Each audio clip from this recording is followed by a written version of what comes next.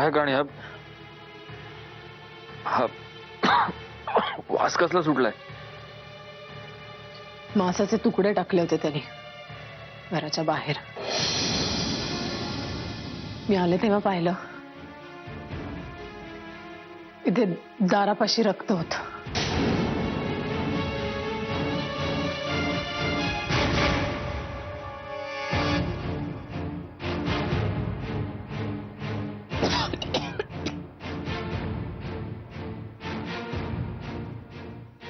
तुझं अजून असं म्हणणं आहे की आपण त्याची पोलीस कंप्लेंट करू नये?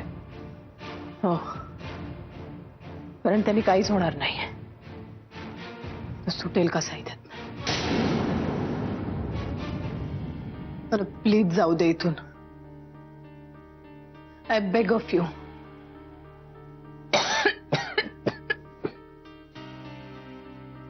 ठीक आहे, जातो. कारण तुझं इथे राहणं अत्यंत अनसेफ आहे. पण कुठे जाणार आहेस? माहित नाही. सजेस्ट करू का? आत्ता म्हणजे सध्या माझ्या घरी चल. मला माहित होतं तू हेच बोलणार, पण ते शक्य नाहीये. आधीच माझ्यामुळे खूप प्रॉब्लेम झालेत तुझ्या आयुष्यात. अनघा, जे प्रॉब्लेम्स व्हायचे ते झाले. आता आणखीन काय प्रॉब्लेम होणार आहे? सत्यजित, हे पण बघ, उद्याच्या उद्या आपण तुझ्यासाठी वेगळं घर बघू. पण आता चल इथनं. पण आजची रात्र मी तुला एकटीला इथे राहू देणार नाही. आयदर मी इथे थांबतो किंवा तू माझ्या घरी चल. आणि ऑनेस्टली अनघा, या दुर्गंधीत थांबण्याची माझी अजिबात इच्छा नाहीये. बघ, पण गरजेपुरते कपडे घे आणि चल, निघ लवकर इथनं.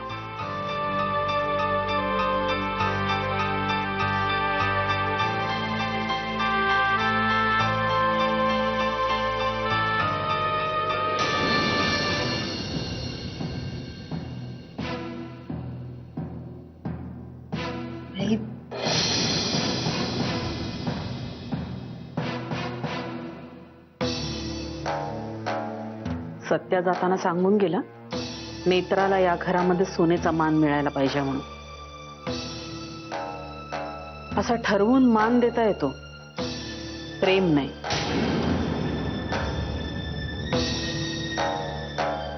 सत्या हल्ली खूप हळवा झालाय, त्यात तू गरोदर आहेस. त्याने तुला माफ केलं असेल, पण माझ्यासाठी ते तितकंसं सोपं नाहीये. मला नात्यांमध्ये आडपडदा ठेवून वागता येत नाही म्हणून सांगते. तू लग्न करून जेव्हा या घरात आलीस तेव्हा सत्या तुझ्याशी जे काही वागला त्याचा वचपा काढायचा होता तुला. पण मुळात तुम्ही लग्नच लपून छपून केलं होतं हे तू विसरलीस. तुझ्यामुळे या घरात पहिल्यांदा प्रॉपर्टी आणि वाटण्यांवरून वाद झालेत नेत्रा.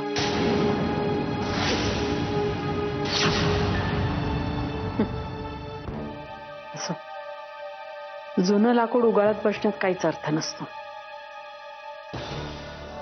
पण माझ्या मनात जे काही खदखदत होतं ते तुला सांगायचा अधिकार मला नक्कीच आहे.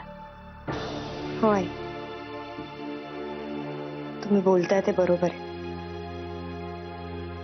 असं मागून प्रेम मिळवता येत नाही.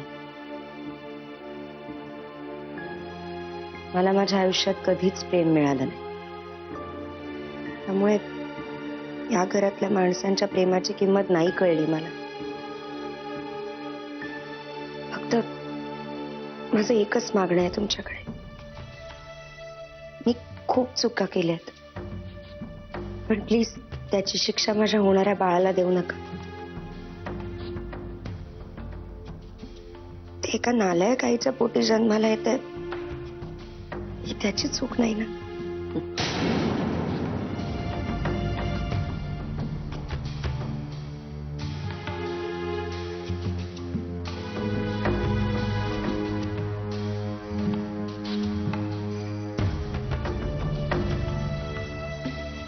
हीच बुद्धी आहे ना तुझी नेत्रा? अगं, माझं नातवंड तुझ्या पोटी जन्माला येणार असलं तरी तो माझ्या गौरांचा अंश आहे, माझा अंश आहे. तेव्हा त्याला शिक्षा द्यायचा प्रश्नच येत नाही. हं?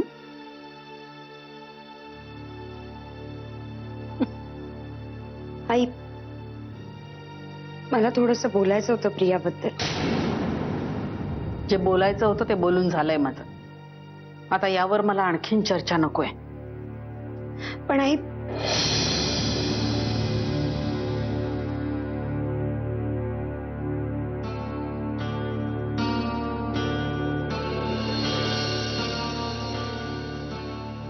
बस. ऐक ना, मला खरंच खूप ऑकवर्ड होत आहे. अरे हे बघ, हवं तर एखाद्या हॉटेलमध्ये चेक इन करते मी. तुला इथे एवढं अनकम्फर्टेबल होणार असेल तर तसं करूया आपण. पण अनघा, स्वतःची अवस्था बघ. बस, निदान एक कपभर कॉफी तरी घे. बस.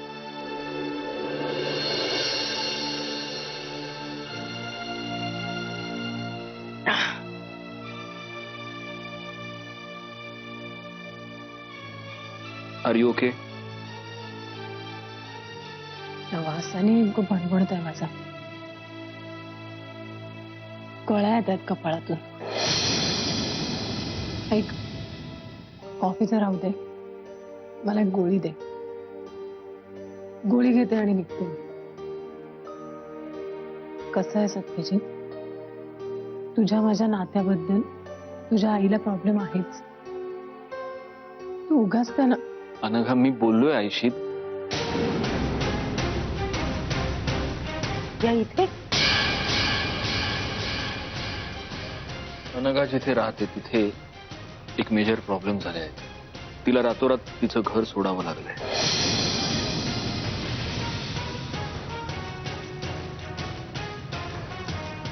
मी तुला असं विचारतो की जर आजची रात्र तिथे राहिली तर काही प्रॉब्लेम आहे? तुझं घर आहे, मला कशाला विचारतोय?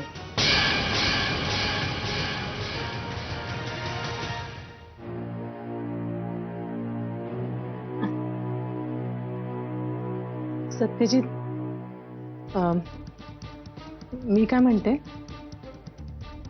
एखाद्या हॉटेलमध्ये मी मंजुषा ताईंना सांगतो, त्याच तुझ्यासोबत झोपतील. पण सगळ्यात आधी तू गोळी घे. चल. सध्या आपल्याला थोडं बोलता येईल नंतर. नंतर कशाला, आत्ता बोलूया ना. बोल. नको, आधी पाहुण्यांना स्थिरस्थावर होऊ दे. मी मंजुषाला पाठवते.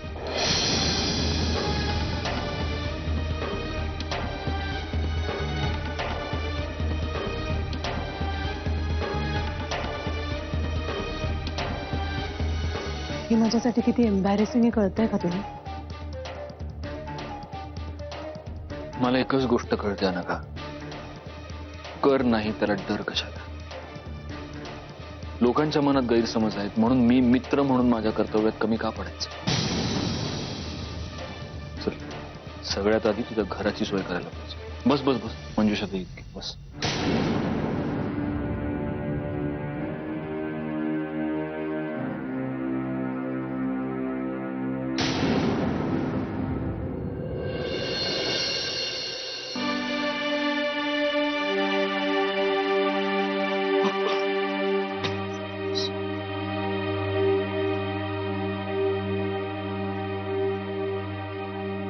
मला आता वाटेल बरं. गोळी घेतली आहे ना. मंजुषा, प्लीज सत्यजितशी बोल ना. मी नाही थांबत इथे. हे बघ, आता बरं वाटतंय मला. मी एखाद्या हॉटेलमध्ये जाते. अनघाताई, प्लीज या बाबतीत मला काहीच करता येणार नाही. तुम्ही प्लीज आराम करा. बघू, त्या वासाने खूप भडभडतंय डोकं. तुम्ही ऐका जरा माझं. पडा थोडा. नाही नाही, ठीक आहे, हे ठीक आहे. अनघाताई, तुम्ही जर माझं ऐकलं नाहीत ना तर मी दादांना तुमचं नाव सांगेन ना. त्यांनी मला स्ट्रिक्ट इन्स्ट्रक्शन दिले आहेत की तुम्हाला. एक मिनिट, तू मला त्याची भीती नको घालूस. मी नाही घाबरत त्याला. तुम्ही हट्ट सोडणार आहात का नाही? तुम्ही आराम करा, मी तुमच्यासाठी गरम गरम सूप आणते. आराम करा. आले.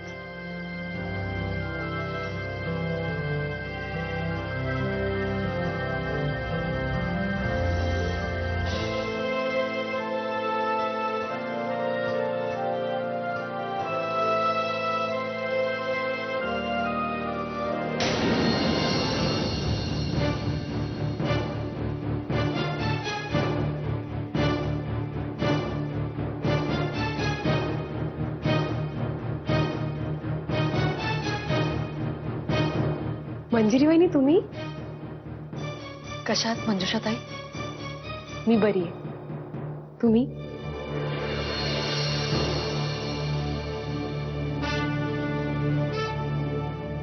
मला सत्यजित मुधोळकरांशी बोलायचं आहे जरा. आहेत ना घरात? वहिनी आहेत दादाजी. ते कच्चीवर गेलेत, फोनवर बोलतायत कदाचित. मी त्यांना बोलवून आणते. तुम्ही या ना. हो.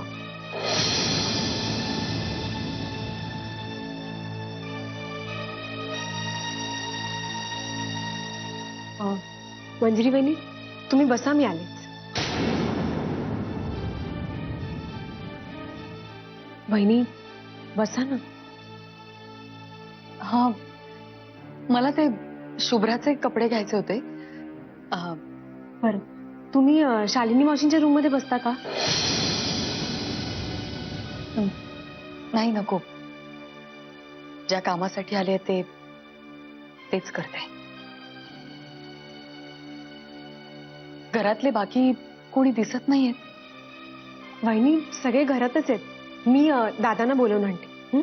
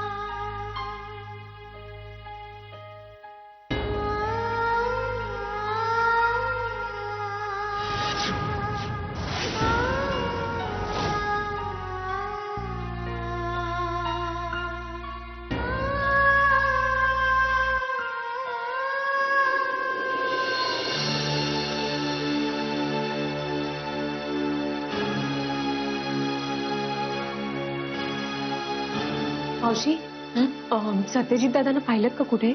नाही का ग, मी घरातच आहे. नाही दिसला मला कुठे. का? मंजिरी वहिनी आल्या आहेत.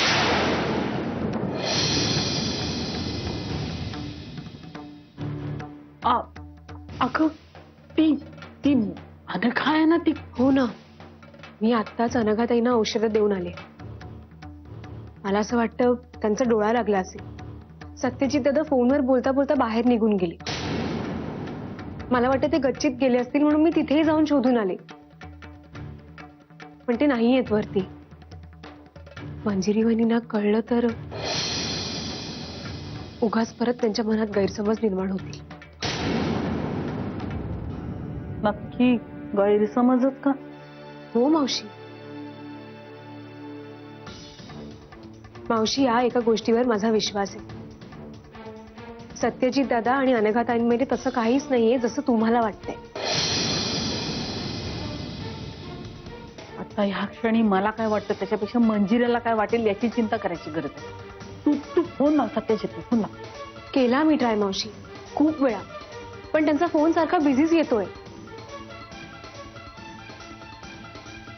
मंजिरी कशासाठी आली आहे, काही बोललीये का?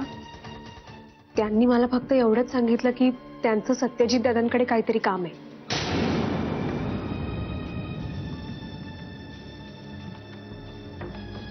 आधीच उल्हास त्यात फाल्गुन मासाची परिस्थिती झाली.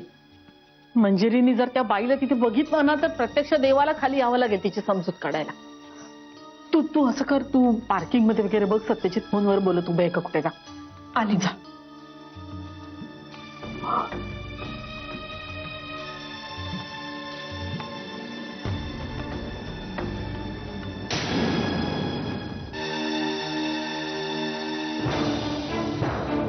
तू ते फ्लॅटचं काम उद्याच्या उद्या करून टाक फक्त. बाय. अनघा,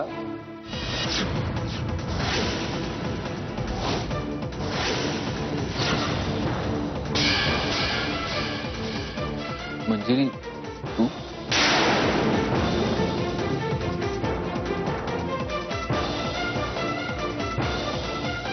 बोलायचं होतं तुमच्याशी म्हणून आले होते.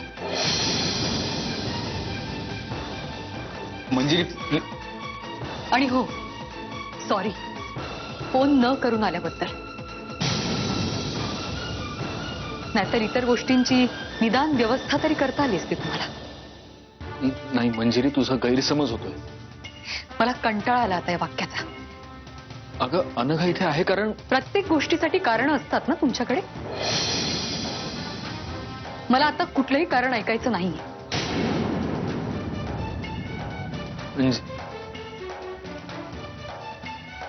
आपण बाहेर जाऊन बोलूयात का? उगाच तुमच्या मैत्रिणीची झोप मोड नको.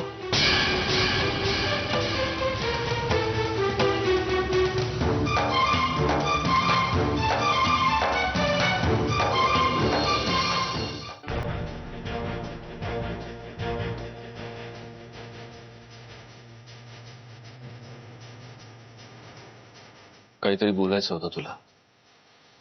बोल. बोलायचं होतं,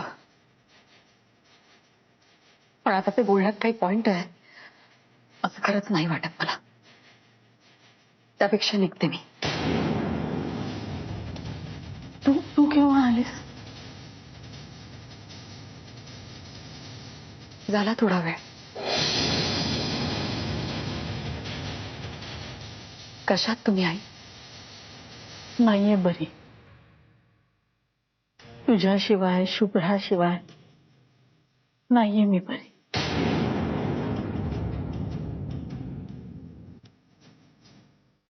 मंजिरी, तू परत घरी ये ना ग. तुझ्याशिवाय हे घर रिकामं रिकामं वाटतंय ना. मला तरी तसं नाही वाटत आई. उलट माझी जागा घेऊ शकतील अशा व्यक्ती आता या क्षणी हजर आहेत घरात.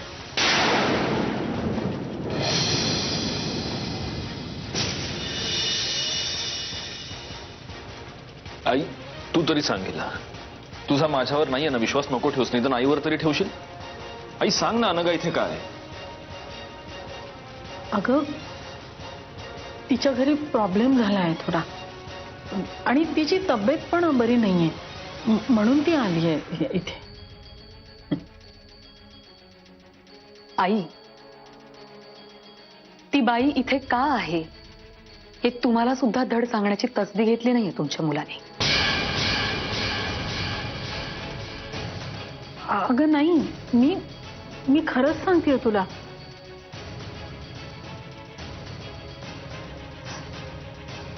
आई, मला यांच्याशी जरा बोलायचं होतं.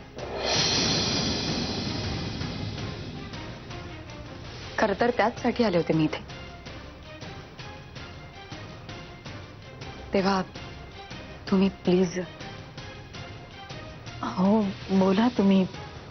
मी बाहेर आहे तुळशीपाशी. हल्ली तिथे बरं वाटतं वाऱ्यावर.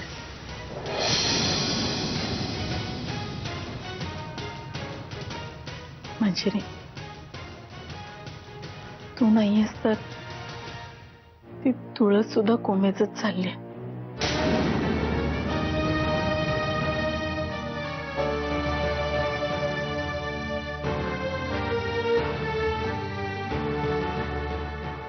मी जाते, तुम्ही बोला.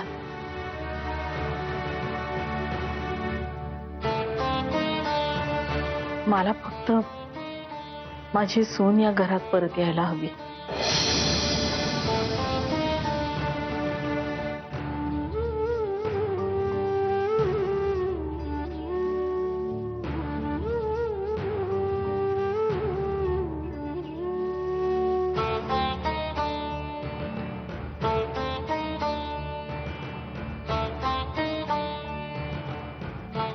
काही दिवसांपूर्वी बाबा महाबळे नावाच्या वकिलांना भेटले होते.